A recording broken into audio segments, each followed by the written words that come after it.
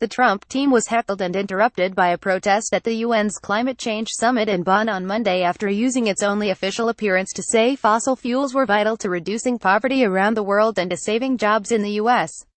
While Donald Trump's special advisor on energy and environment, David Banks, said cutting emissions was a U.S. priority, energy security, economic prosperity are higher priorities, he said. The president has a responsibility to protect jobs and industry across the country. Other attendees at the summit condemned the argument. Promoting coal at a climate summit is like promoting tobacco at a cancer summit, said Michael Bloomberg, the former New York mayor and a UN special envoy for cities and climate change. Benson Kibiti, from the Kenya Climate Working Groups, said more coal will entrench poverty. When questioned, just one of the four energy executives Trump's team chose to speak at the event expressed support for his decision to withdraw the U.S. from the Paris Climate Agreement. At the only official event put on by the U.S. government at the 2-week summit, Banks said without a question, fossil fuels will continue to be used and we would argue that it is in the global interest that when it is used it is as clean and efficient as possible. This panel is only controversial if we choose to bury our heads in the sand and ignore the realities of the global energy system, he added.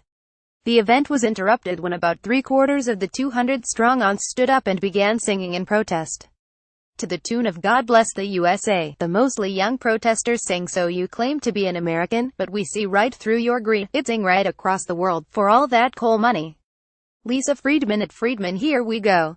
COP23 pic.twitter.com CIF5T2RWJ November 13, 2017. The protesters then left, but the panel was heckled, with angry members of the audience shouting bunch of liars and clean coal is bullshit. The appearance of an executive from Peabody Energy, the U.S.'s biggest coal miner, was particularly provocative. In 2016, The Guardian revealed the company had funded at least 24 groups that cast doubt on man-made climate change and oppose environment regulations. Peabody's Holly Krutka challenged the argument that coal has no future role. The discussion needs to be not if we use coal but how, she said. She also cited carbon capture and storage technology as vital in cutting fossil fuel emissions. Such technology includes the Petra Nova CCS project in the U.S., which captures CO2 and then uses it to flush more oil out of reservoirs. The UN's Intergovernmental Panel on Climate Change has said that tackling global warming without CCS will be much more expensive. Another panelist, Barry Worthington, executive director of the United States Energy Association, illustrated his points in favor of fossil fuels using future energy projections from ExxonMobil, BP and Statoil. He said U.S. energy companies were already cutting carbon and was the only panelist to back Trump's Paris pullout, saying frankly, we don't need the Paris plan. But the U.S. event prompted fierce criticism at the climate summit, where countries are working to implement the landmark 2015 Paris Agreement. Coal is both the dirtiest fossil fuel and a cause of air pollution that causes millions of early deaths every year. If the Trump administration won't lead, it should at least get out of the way, said Bloomberg, who is also a backer of America's pledge. That effort saw 20 states, more than 50 big cities, and 60 big businesses confirm their commitment to the Paris goals on Saturday, a group that would have the third biggest economy in the world if it were a country.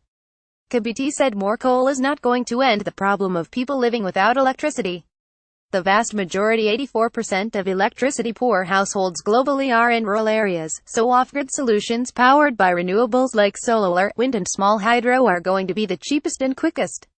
Exploiting poor, disadvantaged populations to justify continued fossil fuel usage is a despicable breach of humanity, said Kathy Egeland, at the NAACP in the U.S. The Trump team promoting this abomination are exhibiting the depth of greed, lack of morality and lengths the fossil industry will go to maintain their wealth. Salim ul-Haq, director of the International Center for Climate Change and Development in Bangladesh, who advises some of the least developed countries, said any country or company continuing to champion coal and even other fossil fuels from now on would be wildly carrying out a crime against humanity. Professor Piers Forster, at the University of Leeds, UK, said coal is not clean, it is dangerous. Coal emissions have to rapidly reduce to zero. Those who argue coal has a future are putting the planet under real risk. 24 of the 196 countries backing the Paris Agreement have included efficient coal technology in their national contributions to cutting emissions.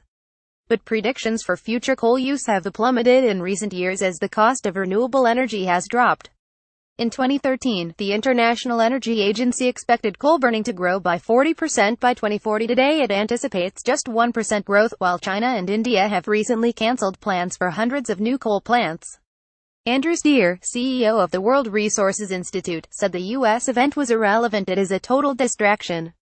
It will not change the overwhelming momentum away from coal. The closing of coal plants in the U.S. has accelerated since Trump was elected. It's King Canute trying to hold back the tide. Earlier on Monday in Bonn, the U.S.'s neighbors Canada and Mexico further isolated Washington by announcing a new partnership with the 15 U.S. states that have pledged strong climate action. Canada's Environment Minister, Catherine McKenna, and her Mexican counterpart, Rodolfo Lacey, joined with the governors of Washington State and California, Jay Inslee and Jerry Brown, to form a group that will focus on phasing out coal power and boosting clean power in transport. "We are all in this together," said McKenna.